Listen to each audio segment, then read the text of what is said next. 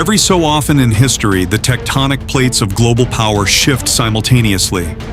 Not one flashpoint, not two, four. Right now, in the opening months of 2026, the world is managing concurrent crises that would individually have defined entire eras of geopolitics. Together, they represent something the post-Cold War order was never designed to handle. In the Taiwan Strait, China just completed its second large-scale blockade rehearsal of the year, sending 130 aircraft sorties in a single day. 90 of them crossing the median line that has been the informal boundary of peace for decades. In the South China Sea, Chinese and Philippine vessels are physically colliding at Scarborough Shoal, a flashpoint that sits squarely inside U.S. treaty obligations. In Eastern Europe, NATO has launched 2 new emergency operations after Russian drones violated Polish airspace in the largest such incursion since the Cold War ended. And in the Arctic, a race is underway to control sea routes and resources that didn't exist as viable geography a generation ago. This is not alarmism. These are documented, verifiable events cataloged by NATO, the Institute for the Study of War, the Center for Strategic and International Studies, and the U.S. Defense Department. The facts, taken together, demand a clear-eyed account of where we are and what comes next. Let's go through each of them. Flashpoint 1, Taiwan. The blockade rehearsals are getting more specific. On December 29th and 30th, 2025, the People's Liberation Army conducted an exercise called Justice Mission 2025. In the 24 hours beginning that Monday morning, Taiwan's Ministry of National Defense tracked 130 PLA aircraft sorties directed toward the island. Of those, 90 crossed the median line of the Taiwan Strait, the informal boundary that had constrained both sides for decades. 14 PLA Navy ships and 14 China Coast Guard ships operated in Taiwan's vicinity. An amphibious assault naval formation operated approximately 85 kilometers southeast of Taiwan, practicing operations on the island's more defensible eastern coast. This was the second such exercise of 2025. The first, Straight Thunder 2025A in April, had involved 135 aircraft sorties and 38 naval craft. The PLA began these large-scale blockade rehearsals at increasing frequency after William Lai Ching-te was inaugurated as Taiwan's president in May 2024. Each iteration has practiced something more specific than the last.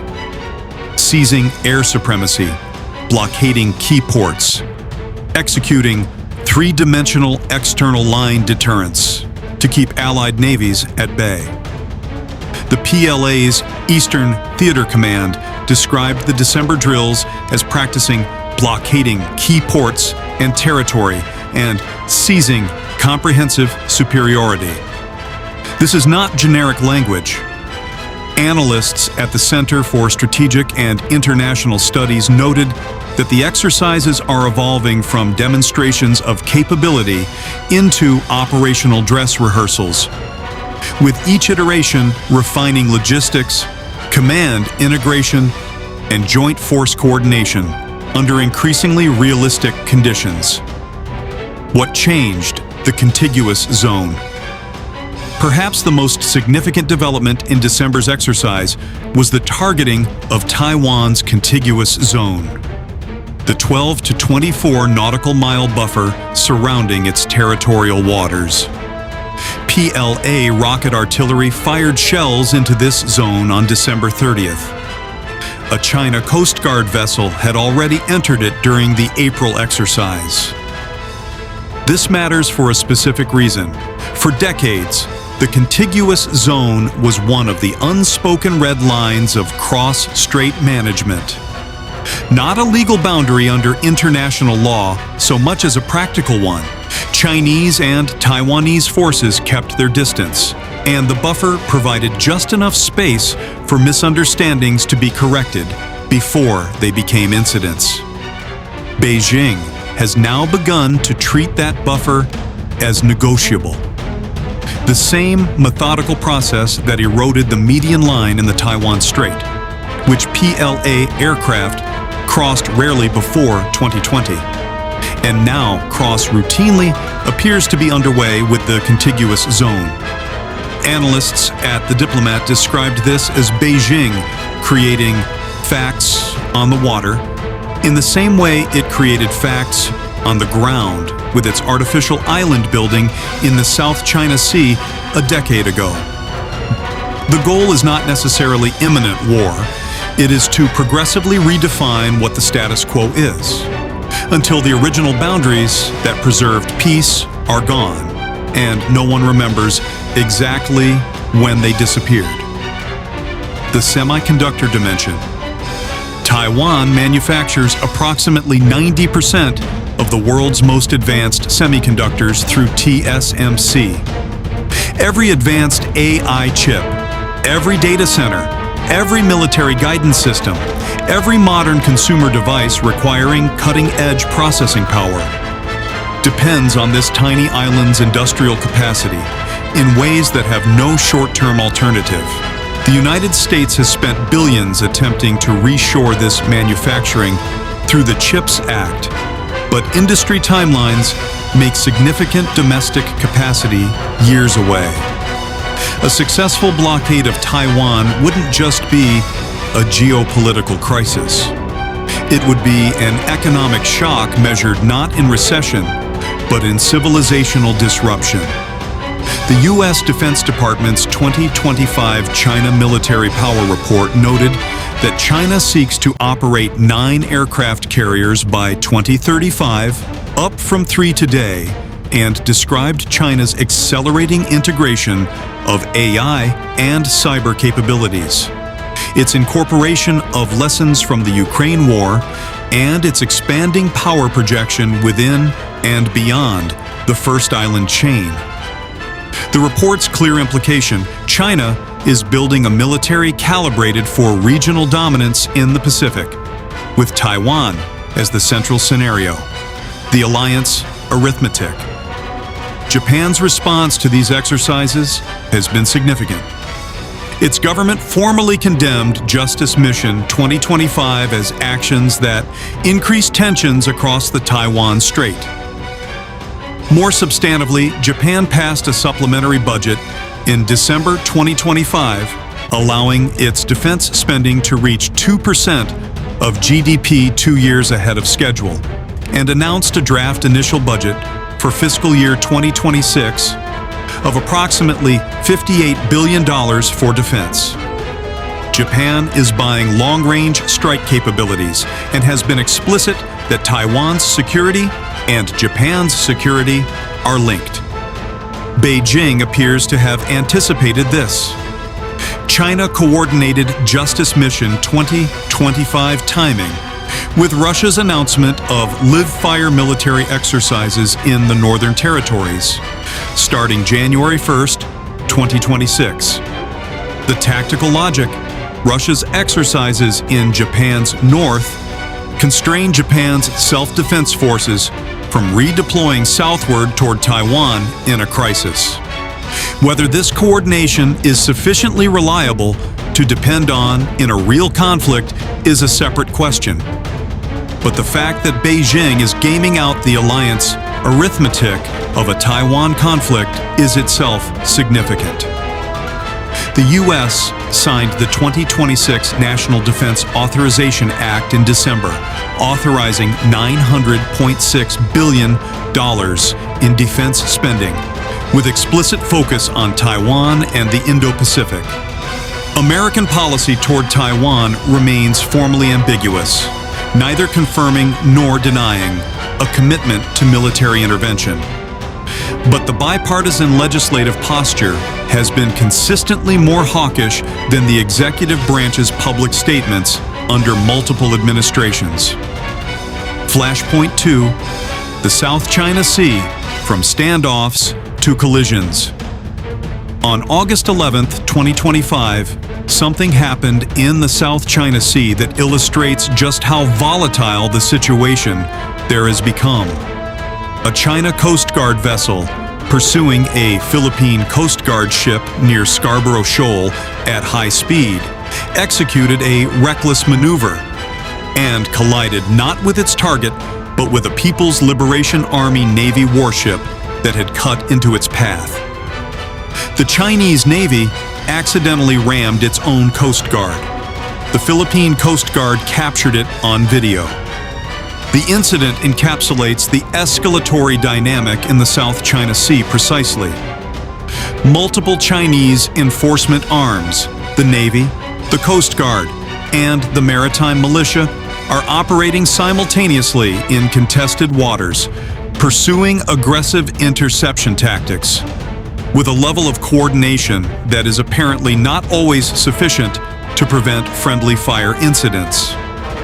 The Philippines has been documenting and publicizing these confrontations with increasing sophistication, releasing real-time video, invoking its U.S. Mutual Defense Treaty, and building an international coalition of concern. Scarborough Shoal, the next Spratly Islands, the strategic focus of South China Sea tensions shifted significantly in 2025. For years, the second Thomas Shoal, where the Philippines maintains a rusting naval vessel as a territorial claim, resupplied monthly by the Philippine Coast Guard, was the main flashpoint. In 2025, China's most aggressive posture moved to Scarborough Shoal, which lies 120 nautical miles west of Luzon, well within the Philippines' exclusive economic zone under international law, but which China has controlled since seizing it from the Philippines in 2012. The Asia Maritime Transparency Initiative documented a roughly threefold increase in Chinese Coast Guard patrol days near Scarborough Shoal between August 2024 and May 2025. The PLA's Shandong Carrier Strike Group conducted exercises 200 nautical miles east of Luzon in April, transiting directly through the Philippines' exclusive economic zone. China doubled its Coast Guard presence at the shoal compared to the previous year. Then, in September 2025, Beijing announced it would designate Scarborough Shoal as a national nature reserve, the Huangyan Dao National Nature Reserve, covering 3,523 hectares. The international response was immediate. U.S. Secretary of State Marco Rubio called it a coercive attempt to advance sweeping territorial and maritime claims. Australia, Japan, the UK, and the EU condemned it. The Philippines launched a formal diplomatic protest. The nature reserve designation is not about conservation. It is lawfare, the use of domestic legal instruments to create administrative governance over disputed territory, substituting bureaucratic control for the military occupation that would trigger a harder international response. China followed the same playbook in the Spratly Islands, where it built artificial islands under the guise of maritime safety infrastructure and then militarized them after the fact. 6 days after the Scarborough announcement, China Coast Guard ships fired water cannons at a Philippine vessel on a lawful resupply mission, damaging the ship and injuring a crew member. The treaty tripwire. This is the part that should concentrate minds in Washington. In March 2024, U.S. Secretary of Defense Lloyd Austin confirmed that the American-Philippine Mutual Defense Treaty extends to both countries' armed forces, public vessels, and aircraft in the South China Sea. That confirmation means a Chinese attack on a Philippine Coast Guard vessel which has already effectively occurred multiple times through ramming and water cannons, could technically trigger U.S. treaty obligations. The Asia Maritime Transparency Initiative concluded its 2025 analysis with a stark warning. The confluence of increasingly frequent aerial encounters and maritime interactions near Scarborough Shoal inevitably increases the chance of accidental escalation between Chinese and Philippine forces, which could ultimately trigger U.S. treaty obligations and risk spiraling into a wider conflict. This is the Center for Strategic and International Studies, one of the most establishment foreign policy institutions in Washington. China conducted a record 163 operations in the South China Sea in 2025, including a record number of live-fire drills.